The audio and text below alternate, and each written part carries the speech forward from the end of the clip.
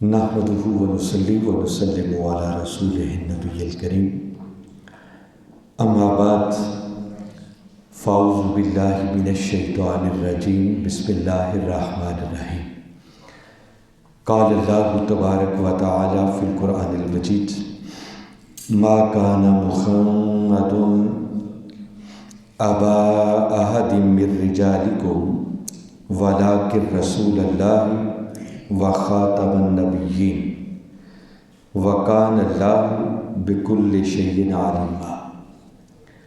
وفی مقام آخر قال اللہ تبارک و تعالی فی القرآن المجید: وما خلقت الجن والانس الا لیعبدون۔ صدق اللہ العظیم۔ معزز حاضرین و سامعین، اللہ رب العزت کا بے پناہ فضل و احسان ہے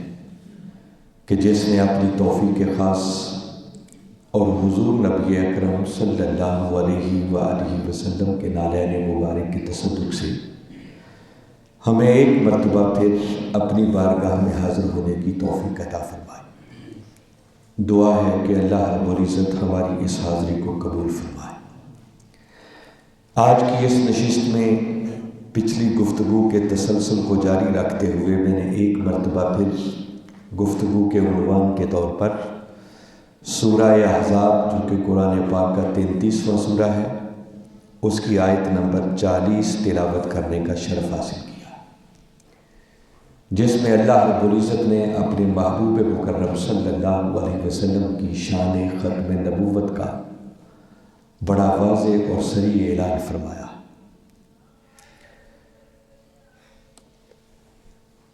آج اس موضوع پر بھی گفتگو کرنے کا مقصد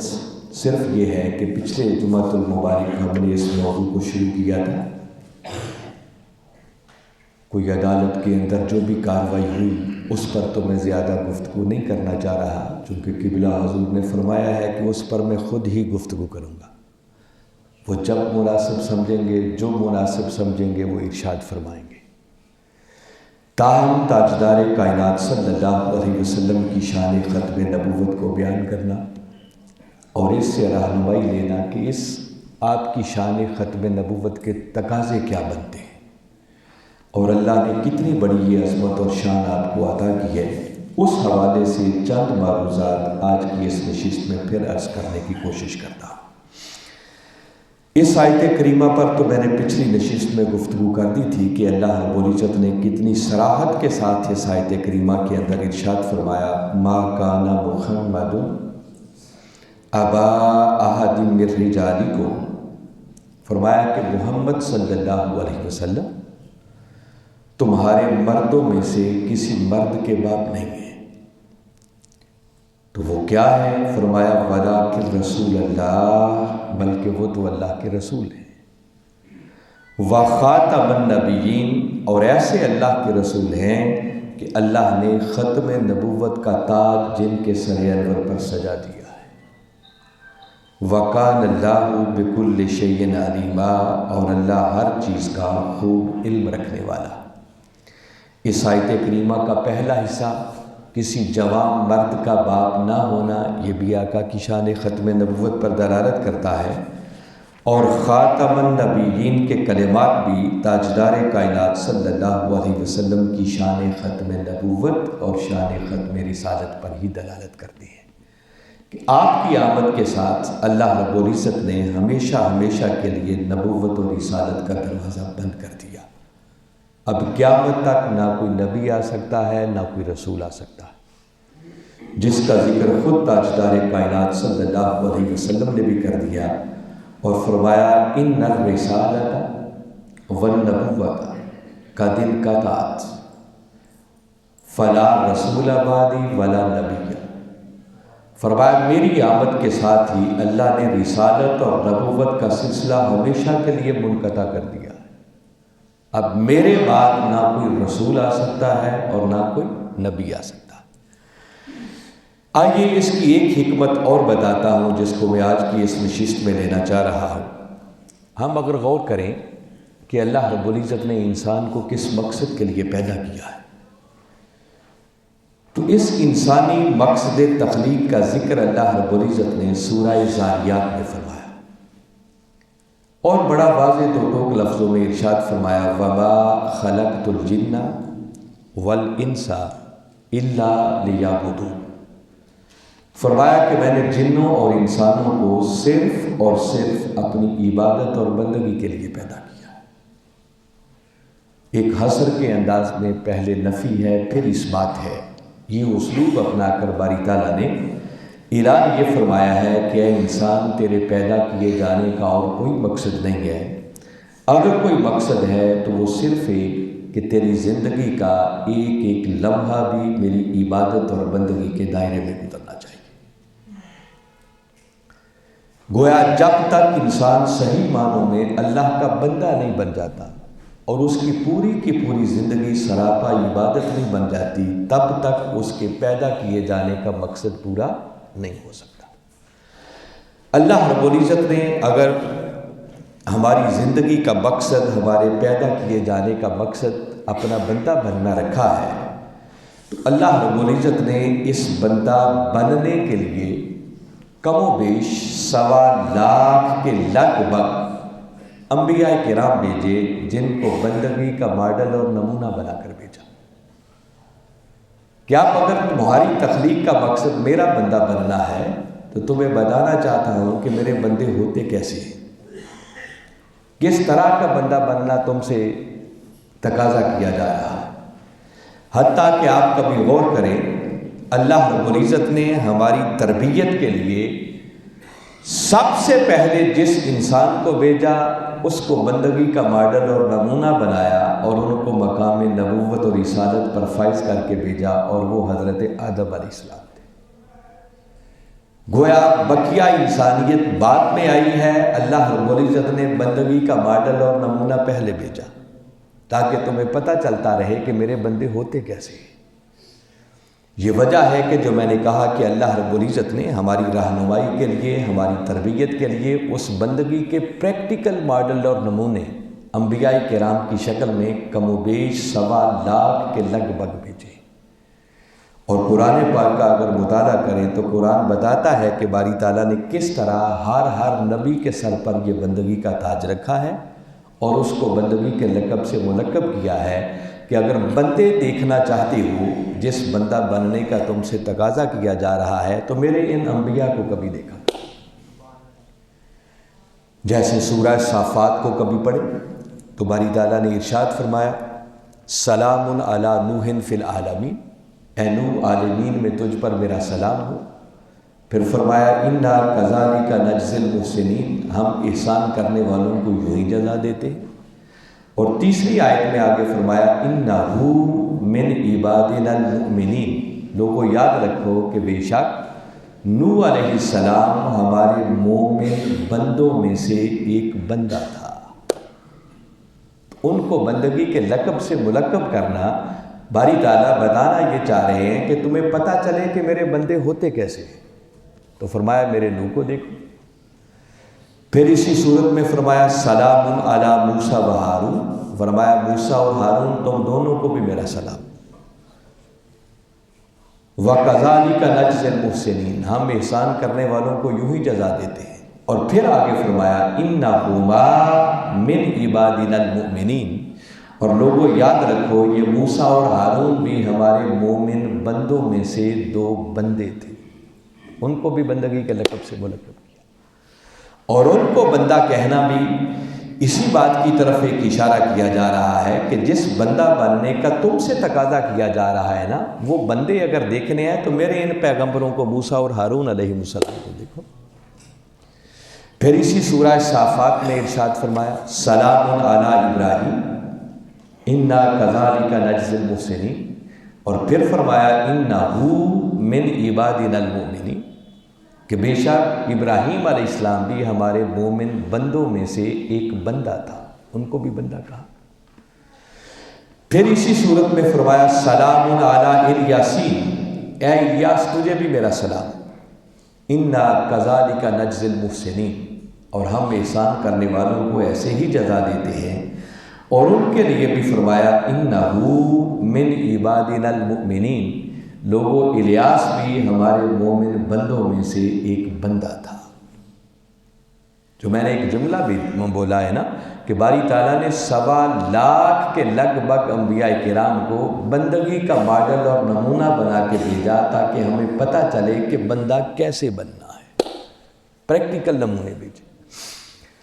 اس سے اگلی سورت کو کبھی پڑھیں، سورہ صاد ہے، باری تعالیٰ نے فرمایا وَاذْكُرْ عِبَادَنَا ابراہیم واسحاق ویعقوب، پھر 3 پیغمبروں کا نام لیا، اور نام لینے سے پہلے فرمایا یاد کرو ہمارے بندے ابراہیم کو، ہمارے بندے اسحاق کو، ہمارے بندے یعقوب۔ وَاذْكُرْ عِبَادَنَا، تو ان کو بندگی کے لقب سے ملقب کرنا یہ بتا رہا ہے کہ بندہ کیسے بننا ہے۔ فرمایا وہ جاننا چاہتے ہو تو میرے ان پیغمبروں کو دیکھو، میرے ان نبیوں کو دیکھو۔ حضرت ایوب علیہ السلام کا ذکر اسی سورہ صاد میں آیا ہے، ان کے لیے فرمایا وَاذْكُرْ عَبْدَنَا ایوب، لوگوں یاد کرو میرے بندے ایوب کو۔ ان کو بھی بندہ کہہ کے باری تعالیٰ نے یاد کیا قرآن پاک کے اندر، اور ان کی ایک خاص خوبی کا آگے چل کر ذکر کیا۔ آگے فرمایا اِنَّا وَجَدْنَاهُ صَابِرًا، ہم نے انہیں بڑا ہی صبر کرنے والا پایا۔ پھر نوح علیہ السلام ہی کا ذکر سورہ بنی اسرائیل میں بھی آیا، جب وہاں ان کا ذکر کیا تو فرمایا اِنَّهُ کَانَ عَبْدًا شَکُورًا، فرمایا نوح علیہ السلام میرے بڑے ہی شکر گزار بندے تھے۔ پھر ان کو اسی بندگی کے لقب سے ملقب کیا۔ حضرت یوسف علیہ السلام کا ذکر کیا تو سورہ یوسف میں ارشاد فرمایا اِنَّهُ مِنْ عِبَادِنَا الْمُخْلَصِينَ، لوگوں یوسف ہمارا بڑا ہی اخلاص والا بندہ تھا، ان کو بھی بندگی کے لقب سے ملقب کیا۔ حضرت سلیمان علیہ السلام کی باری آئی، فرمایا نعم العبد انہ اواب، فرمایا سلیمان ہمارا بڑا ہی انعام یافتہ بندہ تھا اور بار بار ہماری بارگاہ کی طرف رجوع کرنے والا بندہ۔ گویا اگر اتنی آیات پر اکتفا کیا جائے تو جو بات میں کہنا چاہ رہا ہوں کہ اللہ رب العزت نے ہمیں پیدا اس لیے کیا کہ ہم صحیح معنوں میں اس کے بندے بنے، اور بندہ کیسے بنا جاتا ہے وہ سمجھانے کے لیے ہماری تربیت اور رہنمائی کے طور پر اللہ رب العزت نے کم و بیش 1.25 لاکھ کے لگ بھگ انبیاء کرام کی شکل میں یہ بندگی کے ماڈل اور نمونے بھیجے کہ اگر جاننا چاہتے ہو میرے بندے کیسے ہوتے ہیں تو فرمایا میرے ان انبیاء کی سیرتوں کو دیکھو، ان کے پیکروں کو دیکھو، تمہیں سمجھ آئے گی کہ تم نے بندہ کیسے بننا۔ حتیٰ کہ حاضرین مکرم چلتے چلتے جب تاجدار کائنات صلی اللہ علیہ وسلم کا زمانہ آیا اور اللہ رب العزت نے جب آپ پر نبوت اور رسالت کا دروازہ بند کرنے کا فیصلہ کیا تو آپ کو ایک ایسی شان کے ساتھ مبعوث کیا کہ پھر وہ بندگی کے جملہ فضائل جو دیگر انبیاء کرام میں الگ الگ نظر آتے تھے، باری تعالیٰ نے وہ سب محاسن اکٹھے ایک ہی ذات محمد مصطفیٰ میں کر دی اور ان کو بندگی کا ایک ایسا ماڈل اور نمونہ بنا کر بھیجا کہ بھیج کر فرما دیا کہ اب میری ربوبیت کا سب سے بڑا شاہکار اگر ابدیت کا دیکھنا چاہتی ہو تو فرمایا وہ پیکر محمد مصطفیٰ ہے۔ اور اگر اس زاویہ نگاہ سے قرآن پاک کا مطالعہ کریں تو اللہ رب العزت نے ایک مقام پر نہیں 20 مقامات قرآن پاک میں مل جائیں گے جہاں اللہ رب العزت نے اپنے محبوب مکرم صلی اللہ علیہ وسلم کا تعارف بھی اسی شان ابدیت کے ذکر کے ساتھ کیا ہے۔ آپ کبھی سورہ بقرہ کو پڑھیں، باری تعالیٰ نے جب کافروں کو چیلنج کیا تو فرمایا وَإِن كُنتُمْ فِي رَيْبٍ مِّمَّا نَزَّلْنَا عَلَىٰ عَبْدِنَا، فرمایا اگر تمہیں شک ہے اس میں جو کچھ ہم نے نازل کیا ہے اپنے بندے پر، تو اپنے محبوب کو بندگی کے لقب سے ملقب کیا۔ جب معراج پر بلایا تو فرمایا سبحان الذی اسرا بعبدہ لیلا، پاک ہے وہ ذات جو لے گئی اپنے بندے کو معراج، پھر ان کو بندگی کے لقب سے ملقب کیا۔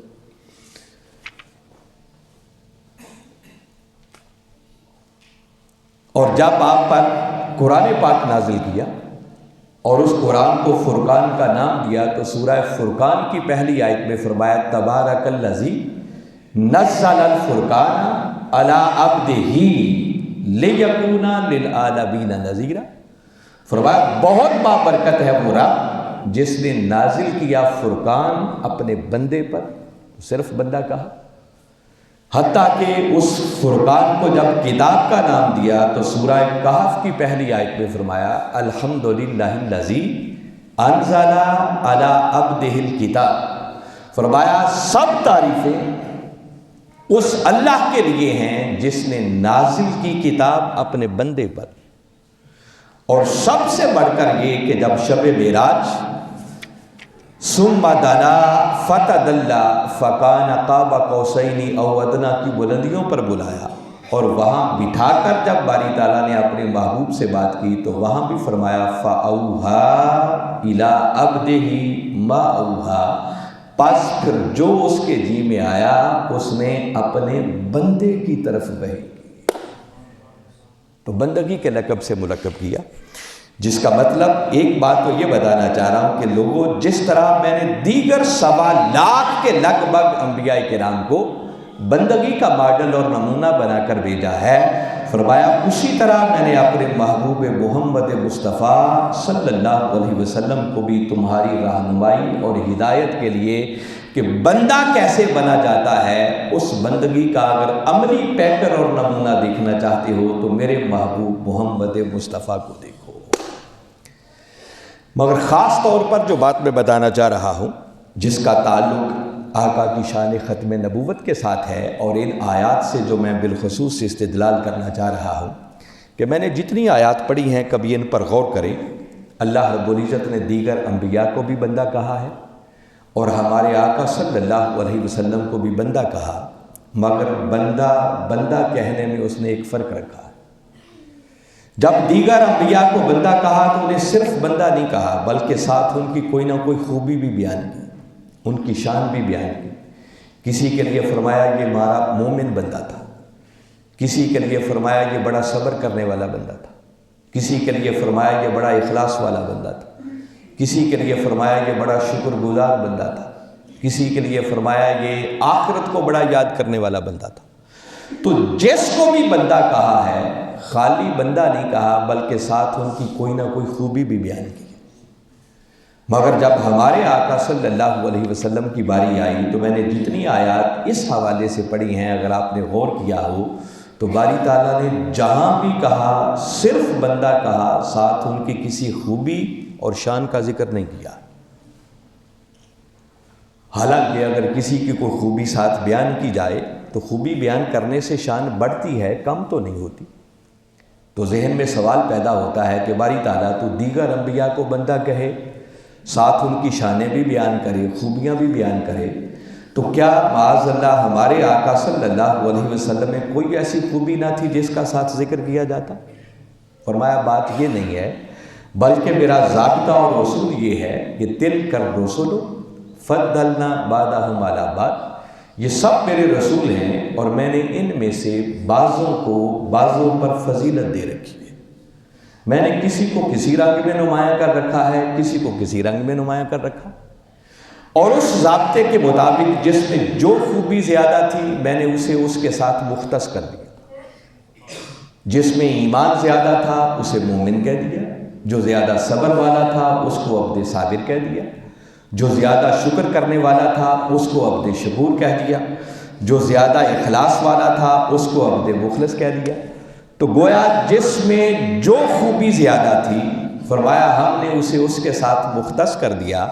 مگر اب رسولوں میں ایک رسول ایسا بھی آیا کہ جس کا ایمان بھی کمال پر تھا، جس کا صبر بھی کمال پر تھا، جس کا شکر بھی کمال پر تھا، جس کا اخلاص بھی کمال پر تھا، جس میں دنیا جہان کی ہر خوبی تھی اور ہر خوبی ایک سے بڑھ کر ایک تھی۔ تو فرمایا قرآن کس کس خوبی کو بیان کرتا؟ کوئی ایک ہوتی تو بیان کرتا۔ تو فرمایا وہ ساری خوبیاں جو دیگر انبیاء میں تمہیں فردن فردن نظر آتی ہیں وہ سب میں نے محمد مصطفیٰ میں جمع کر دی ہیں۔ اور اگر عبدیت کا پیکر آتم کوئی دیکھنا چاہتے ہو، ابدیت کا سب سے بڑا شاہکار دیکھنا چاہتے ہو، تو وہ ابدیت کا سب سے بڑا شاہکار ملے گا تو وہ محمد مصطفیٰ کی شکل میں ملے گا۔ اب اگر تم بندہ بننا چاہتے ہو تو فرمایا میرے کارخانہ قدرت میں وہ بندگی کا سب سے بڑا ماڈل، بندگی کا سب سے بڑا نمونہ، بندگی کا سب سے بڑا پیکر تمہاری رہنمائی کے لیے اگر تھا تو وہ محمد مصطفیٰ تھا۔ اب سن لو، میں نے اس محبوب کو بھی تمہیں عطا کر کے تم پر بہت بڑا احسان کر دیا ہے۔ جو باری تعالیٰ نے قرآن پاک میں ارشاد فرمایا، اے ایمان والو، میں نے تم پر بہت بڑا احسان کیا کہ تمہیں اپنا محبوب ہی عطا کر دیا، اور ان کو بیچ کر ہمیں مخاطب کر کے فرمایا لَقَدْ كَانَ لَكُمْ فِي رَسُولِ اللَّهِ أُسْوَةٌ حَسَنَةٌ۔ اب جس بندہ بننے کا تم سے تقاضا کیا جا رہا ہے، جس بندگی کو تمہاری تخلیق کا مقصد میں نے رکھا ہے، اگر بندے بننا چاہتے ہو تو میں نے بندگی کا سب سے بڑا پیکر اپنے محبوب کی شکل میں بھیج دیا۔ بس اب میرے محبوب کو تکتے چلے جاؤ اور ان کی سیرت طیبہ کے رنگ میں خود کو رنگ کر تم بھی بندگی کی منزلیں طے کرتے چلے جاؤ۔ تو جب باری تعالیٰ نے ایسا بندگی کا ماڈل اور شاہکار بھیج دیا کہ جس سے بڑھ کر کوئی اور شاہکار اس کے کارخانہ قدرت میں ہے ہی نہیں، تو باری تعالیٰ نے ایسے محبوب کو بھیج کر پھر ہمیشہ ہمیشہ کے لیے نبوت اور رسالت کا دروازہ بند کر دیا، اور اس نبوت اور رسالت کا تاج جبین محمد مصطفیٰ پر سجا دیا اور اعلان کر دیا ما کان محمد ابا احد من رجالکم ولکن رسول اللہ و خاتم النبیین، کہ محبوب آپ کو بھیج کر ہم نے ہمیشہ ہمیشہ کے لیے ختم نبوت کا تاج آپ کی جبین سعادت پر سجا دیا ہے۔ تو اللہ رب العزت نے جب ہماری رہنمائی کے لیے ایسا ماڈل اور نمونہ بنا کے تاجدار کائنات صلی اللہ علیہ وسلم کو بھیج دیا، تو اب ہمارا فرض یہ بنتا ہے کہ آقا کی اس شان ختم نبوت کے جہاں تذکرے کریں، ان کی اس عظمت اور شان کو بیان کریں، ان کو ملنے والی اس عظمت پر فخر کریں، ان کا امتی ہونے پر فخر کریں، وہاں سب سے بڑا تقاضا یہ بنتا ہے کہ پھر ان کو اپنا رہنما بنا کر ان کی سیرت طیبہ کو سمجھ کر خود کو ان کی سیرت کے رنگ میں رنگتے چلے جائیں اور اپنی دنیا بھی سنوارتے چلے جائیں اور آخرت بھی سنوارتے چلے جائیں۔ اور اگر ہم نے اس ابدیت کے ماڈل کو، پیکر کو سمجھ کر خود کے ان کے رنگ میں رنگا ہی نہ، تو اللہ نے تو جو ان کو عظمتیں عطا کر دیں، وہ تو ان کا نصیب، اللہ اور اونچی عظمتیں عطا کرے، مگر ہم نے کیا گین کیا ان سے؟ ان عظمتوں کو بیان کرنا بھی ہمارے ایمان کا حصہ ہے، وہ ہونا چاہیے، مگر اصل ضرورت اس بات کی ہے کہ اللہ نے اتنی عظیم ہستی ہمیں بھیج دی کہ بھیج کر اب نبوت اور رسالت کا دروازہ ہی بند کر دیا کہ آپ قیامت تک آنے والے ہر فرد کے لیے، ہر انسان کے لیے، ہر طبقے کے لیے اگر کوئی بندگی کا سب سے بڑا ماڈل اور نمونہ ہوگا تو وہ ایک ہی ذات ہے جو محمد مصطفیٰ ہوگی۔ ہر دور میں انہی کو تکنا ہوگا، انہی کی سیرت طیبہ کے رنگ میں خود کو رنگنا ہوگا، اور ان کے نقش قدم پر چل کر تمہیں اپنی زندگی کو بھی سنوارنا ہوگا اور اپنی آخرت کو بھی سنوارنا ہوگا۔ اور اس پہلو کے اعتبار سے جب ہم دیکھتے ہیں تو سچی بات یہ ہے کہ ہم آقا کی سیرت سے بہت دور ہو چکے ہیں۔ یہ پہلو بہت کمزور ہے۔ سیرت کے رنگ میں رنگیں گے تو تبھی نا جب ہمیں اس کی کچھ خبر بھی ہوگی، اور اسی سیرت طیبہ کو اللہ رب العزت نے پھر ہمارا دین بنایا، جس کو وہ دین اسلام کہتا ہے۔ اور اسلام کیا ہے؟ یہ زندگی میں کبھی نہ کبھی آپ نے سنا ہوگا کہ اسلام ایک مکمل ضابطۂ حیات ہے۔ اللہ نے ہم انسانوں کو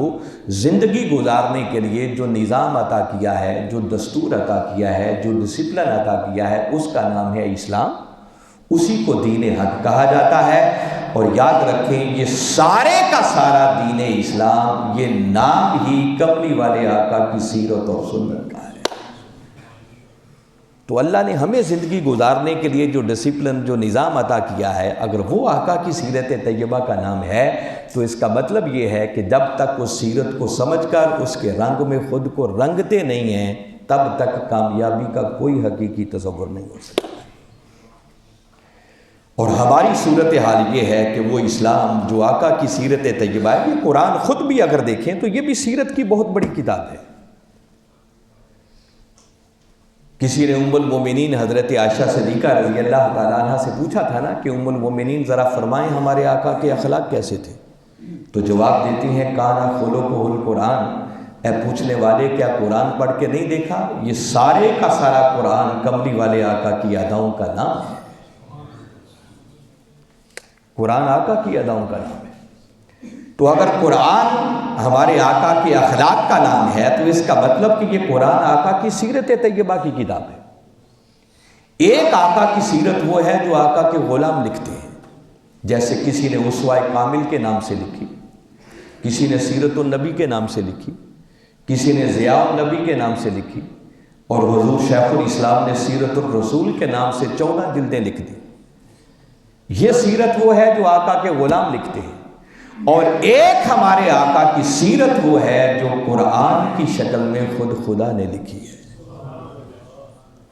مگر ہم ختم نبوت کا پرچار کرنے والے، وہ ہمارے ایمان کا حصہ ہے، میں نے بتایا اس عظمت کو بیان کرنا۔ ہم کبھی غور کریں کہ اللہ نے اگر اتنا بڑا پیکر ہمیں عطا کیا ہے اور یہ قرآن ان کی سیرت کی کتاب ہے، تو اس قرآن سے ہمارا تعلق کتنا رہ گیا ہے، ہمیں پڑھنا کتنا آتا ہے، اور اگر پڑھیں تو پھر ہمیں اس کی سمجھ کتنی ہے۔ اگر ہم نے اس قرآن کے ساتھ اپنا تعلق قائم کر کے اس کو سمجھ کر اس کے رنگ میں خود کو ڈھالا نہ، تو ٹھیک ہے، آقا کی محبت ہماری بخشش کا ذریعہ تو بن جائے گی، مگر وہ جو کمال ایمان کا پہلو ہے نا، وہ کبھی میسر نہیں آ سکتا، وہ بلندی درجات کبھی ہمارے حصے میں نہیں آ سکتی۔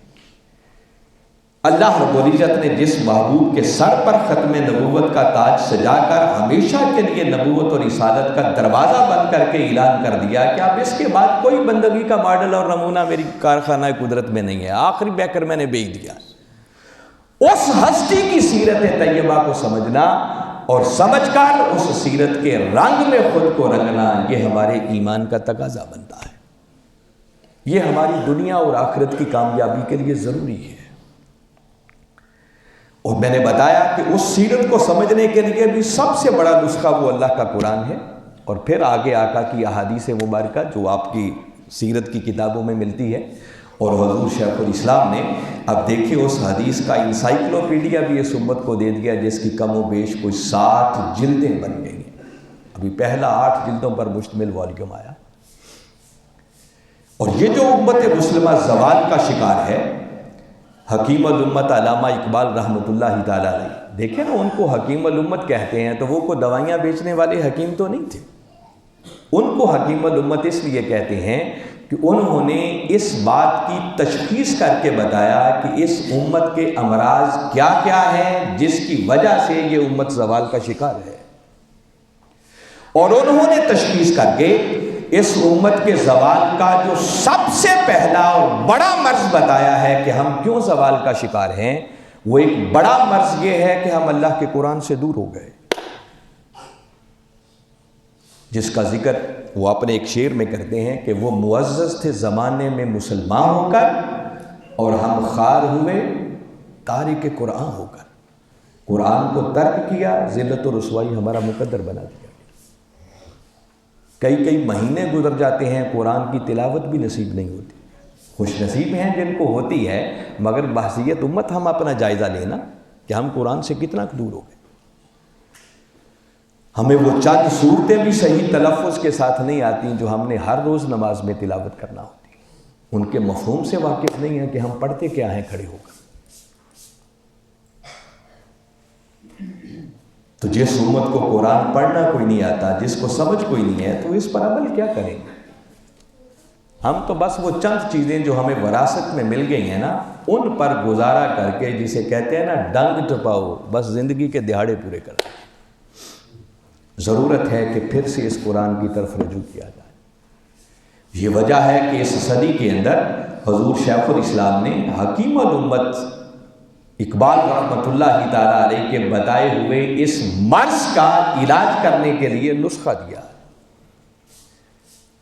علامہ اقبال نے مرض ضرور بتایا ہے، مگر خالی مرض بتانے سے اور مرض کا پتہ چلنے سے شفا نہیں ملتی۔ شفا کے لیے پھر اس کا علاج چاہیے، کوئی نسخہ چاہیے۔ اور حضور شیخ الاسلام نے فرمایا کہ اگر مرض یہ ہے کہ یہ امت قرآن سے دور ہے، تو پھر کوئی ایسا بھی ہونا چاہیے جو کوئی اس امت کو پھر قرآن کی طرف بلانے والا ہو، قرآن سے جوڑنے والا ہو۔ اور الحمدللہ تحریک منہاج القرآن اس صدی کے اندر اس امت کو پھر سے قرآن کے ساتھ جوڑنے کا رول پلے کر رہی ہے، کردار ادا کر رہی ہے۔ یہ وجہ ہے کہ حضور شیخ الاسلام نے وہ دور، جس دور کے اندر لوگ محض سریں لگا کر تقریریں کرتے تھے، دوڑے اور مائے سناتے تھے، لطیفے اور چٹکلے سناتے تھے،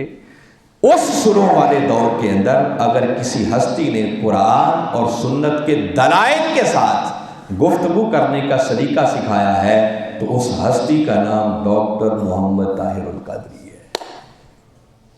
آپ نے اپنی گفتگو کی بنیاد ہی اسی قرآن اور سنت کو بنایا، اور ہزارہا کی تعداد میں لیکچر ڈیلیور کر دی۔ پھر انہوں نے قرآن پاک کا عظیم الشان ترجمہ عرفان القرآن دیا، تاکہ اس امت کو سمجھ آئے کہ قرآن کے اندر لکھا گیا ہے۔ یہ صدی کا ایک ایسا شاہکار ہے کہ ہر بندہ شاید اس کو اپریشیٹ نہیں کر سکتا، ہمارا تعلق ہی نہیں اس دنیا کے ساتھ۔ عرفان القرآن کتنا عظیم شاہکار ہے، اگر اس کی عظمت کو جاننا ہو تو کبھی 5-7 ترجمے اکٹھے رکھیں، پھر کمپیریٹیو اسٹڈی کریں، کو 5-10 آیتیں منتخب کر لیں اور دیکھیں کہ ایک مترجم نے کیا معنی کیا ہے، دوسرے نے کیا کیا، تیسرے نے کیا کیا، اور پھر اسی آیت کا ترجمہ حضور شیخ الاسلام کے ترجمہ عرفان القرآن کو پڑھیں، آپ کو سمجھ آئے گی کہ تراجم کی دنیا میں عرفان القرآن کی شان اور مقام کیا ہے۔ پھر آپ نے خالی ترجمہ نہیں کیا، اس امت کو قرآن کے ساتھ جوڑنے کے لیے 8 جلدوں پر مشتمل قرآنی انسائکلوپیڈیا اس امت کو دے دی، جو آپ کی کم و بیش 50 سالہ محنت کا نتیجہ ہے۔ آپ نے قرآن کا ایک ایسا انالیسس، ایسا تجزیہ کر کے دیا ہے کہ 5000 موضوعات پر کوئی شخص جاننا چاہے کہ قرآن نے کس موضوع پر کہاں کہاں کیا کیا بات کی ہے، وہ آپ نے انالیسس کر کے ہر سبجیکٹ پر قرآن کو الگ الگ انالائز کر دیا، جمع کر دیا، اور آپ اس قرآنی انسائکلوپیڈیا کے بعد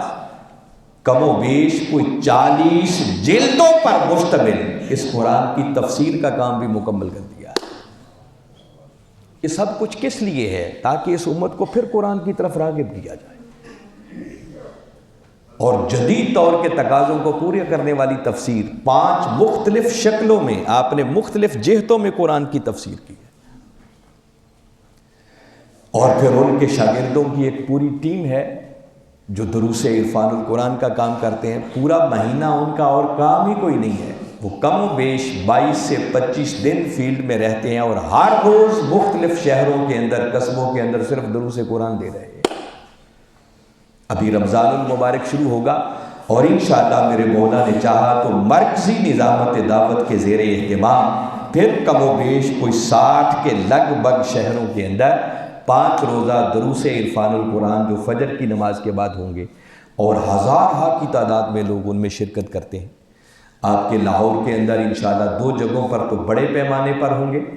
ایک چنگی امر صدو میں، اور دوسرا یہ ہمارا جو عزیز بٹی ٹاؤن،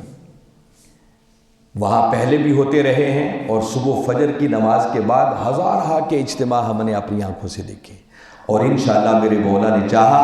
تو 17 تاریخ کو جو 5واں درس قرآن ہوگا، وہاں پر وہ صاحبزادہ پروفیسر ڈاکٹر حسین محی الدین صاحب ارشاد فرمائیں گے۔